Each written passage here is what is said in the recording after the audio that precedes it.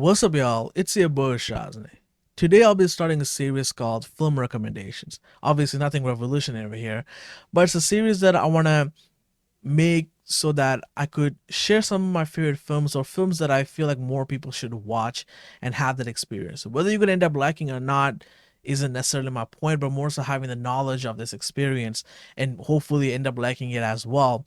And I'll be sharing some of the films that I liked, loved, that I consider masterpieces, and just want to share my thoughts on them and also put it out there. So if somebody come across this video, if I get to at least a or two people watch this film or watch some of these films that I recommend, I'll be more than happy. That is the purpose here. The purpose is to share my thoughts, some of my favorite films, but also get some of you to watch these.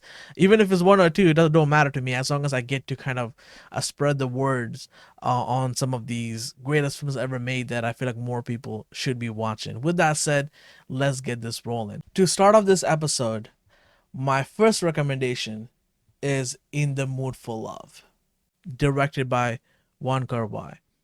This film is an absolute masterpiece. I mean, most of these movies on this list, I think all of them are masterpieces, so I'll be mentioning that word quite a lot. I'm not trying to abuse it, but these just are it for me.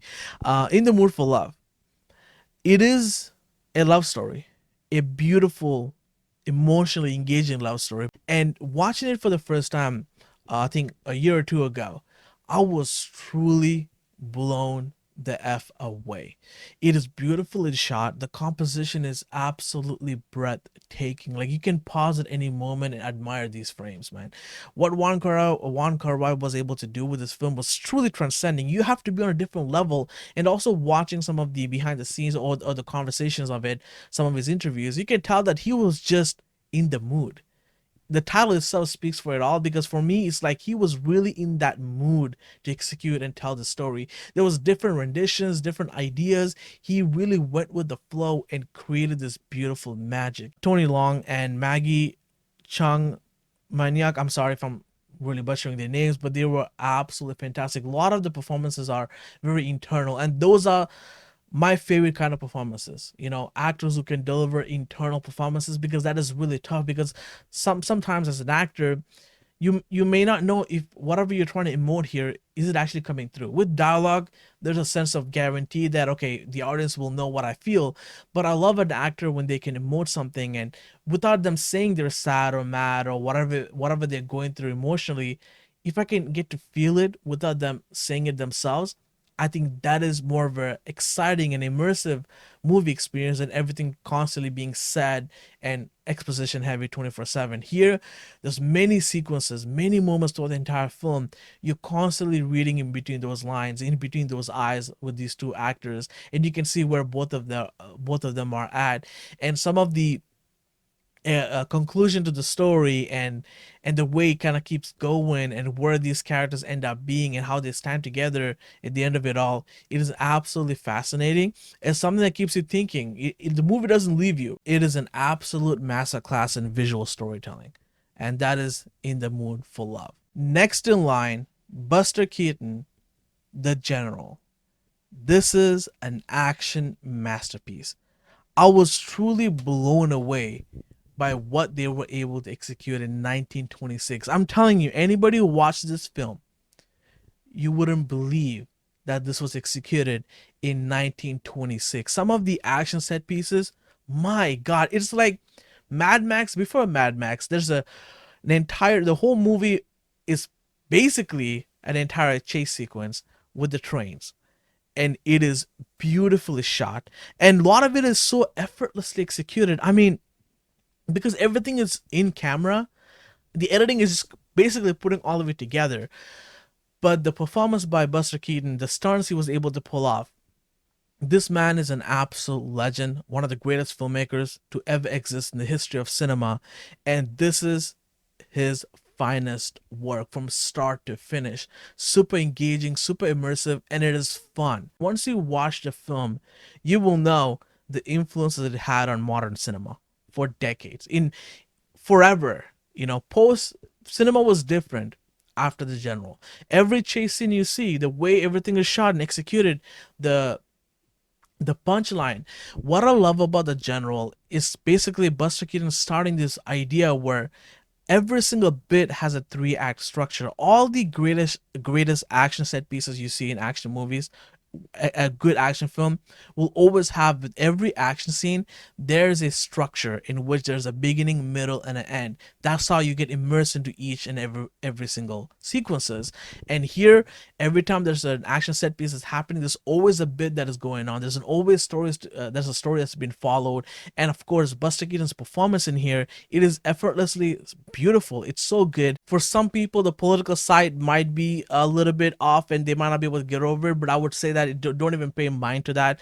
It's the 1920s. You can't really take that too seriously into this film, because the film story and the character and what they're doing here is much more different to what we know about the political conclusion of it all. But with that said, as a film, it's an absolute masterpiece. As an action film, it is a masterclass in how to execute action, and the fact that all of it is done raw in camera, it is still mind-boggling. When you watch the movie, your jaw's gonna be dropped. I can guarantee you that much. Next up, we got Hiram. I wish I had a physical copy of this film.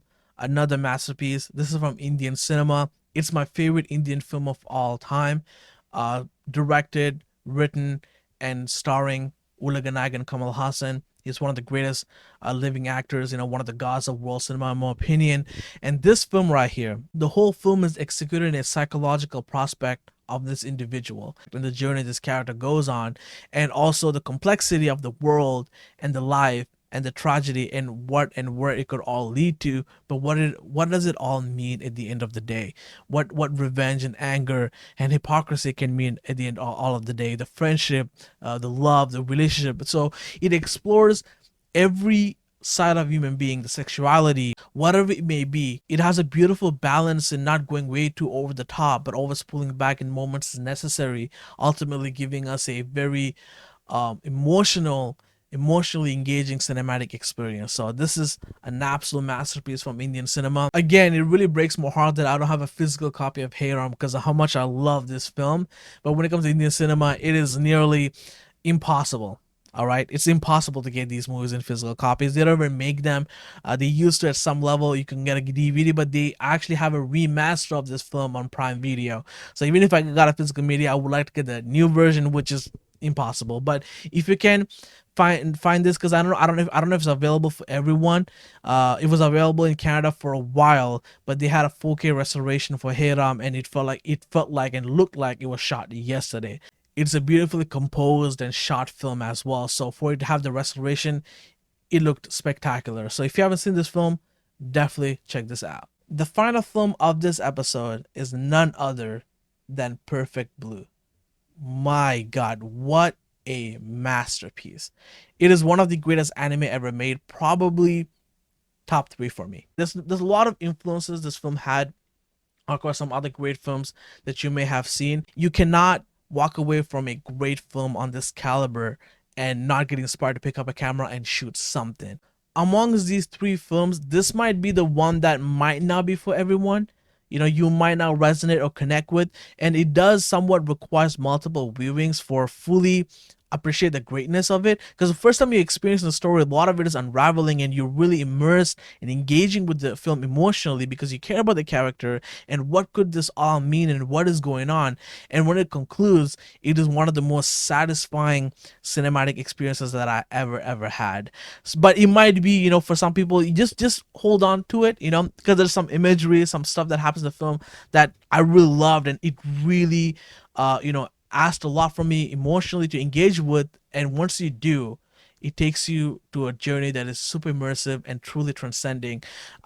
Perfect Blue from Satoshi Kon, it is absolutely a masterclass in storytelling, visual storytelling, and the animation is absolutely stunning. The way they were able to draw these things, the way everything moves, it is absolutely breathtaking. The music is amazing. Just like every other film on this list, these filmmakers, when they're making and executing these films, man, they have to truly ascend to a different level, because not many films are in this state where it feels like a different dimension. It feels very dreamy. It feels like the film just sucks you into that world. And everything is also the way it's shot and the way it looks, the grain, the cinematic texture of it all. Some of you might not think they're all masterpieces like I do, but for me, these three films that are recommended here are truly fantastic films from different genres. With that said, guys, this is my first episode of film recommendations. I didn't know how many films I wanted to go for. I was thinking maybe even 5, but I didn't know how long I'll be talking about each individual films, and I don't want to limit myself. I thought maybe I'll do 5 and talk about these film a minute by minute, like every film a minute. But I feel like I'm just cutting it short. If I want to talk about a film for longer than a minute, I really wanted to. But if I make that for 5 film recommendation, that would be way too long. Let me know if y'all seen any of these films, or if you're considering watching it after this video. After you've seen it, let me know. Come back here and let me know how y'all thought of it, what y'all thought of it, because that's what matters to me with these videos. Is one, of course, me sharing my thoughts and putting this out there, but also your experiences with these films. But with that said, guys, thank you so much for watching. If you guys enjoyed this, like, comment, subscribe, hit the notification bell, and see you guys on my next one. Salute.